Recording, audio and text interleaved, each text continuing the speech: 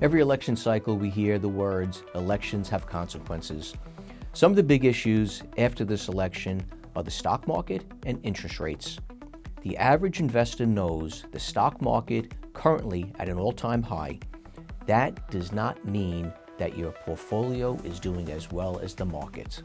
We always hear that the market outperforms other investments and that every 10 years it's always higher. There is a concern that when you do need to draw on that money for retirement, that the market is in a good place. You cannot predict what the market will be when you need to take your money out of the market. Kevin, as we spoke about market fluctuation, we see the interest rates where they are today. We've heard that the government wants the rates to be lower. We see the stock market at all market high right now. How does it impact what you're doing thinking about retirement? So I've been a police officer for 11 years. In addition to being a police officer, I also do some real estate investing on the side. As a police officer, the interest rates aren't really affecting me so much right now. I have 11 years in, I have about 10 years to go. So I'm not thinking about retirement just yet. I'm just starting to plan some other things before I do retire. Most of my pension, my deferred comp plan, they're not really affected by the interest rates. How does the market not affect you? I have time on my side. I'm fortunate to have that. Like I said, I have another 10 years to go before I consider retiring.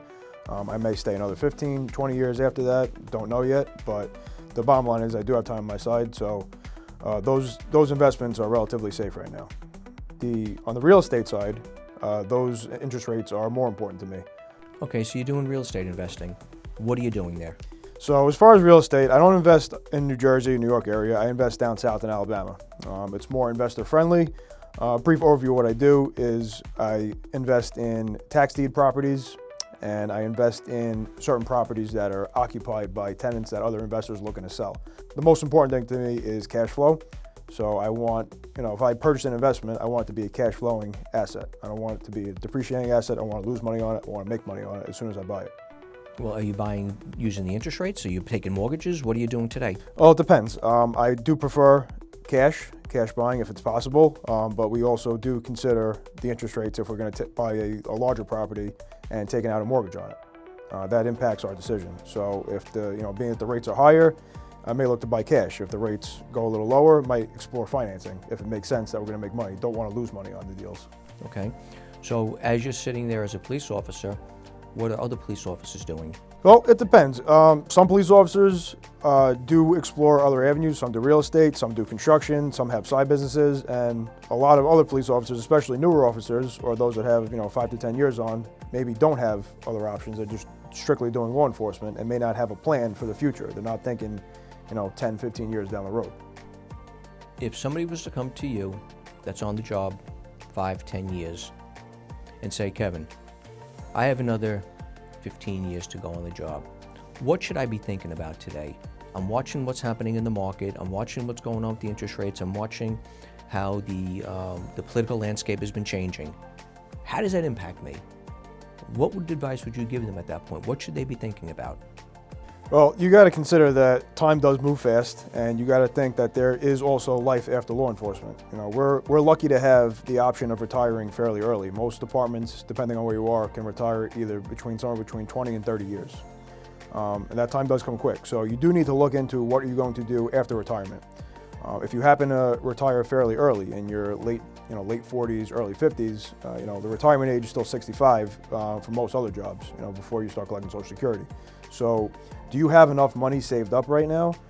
Are you doing something else on the side that's going to bridge that gap between when you retire and you start collecting Social Security? Can you live off your pension?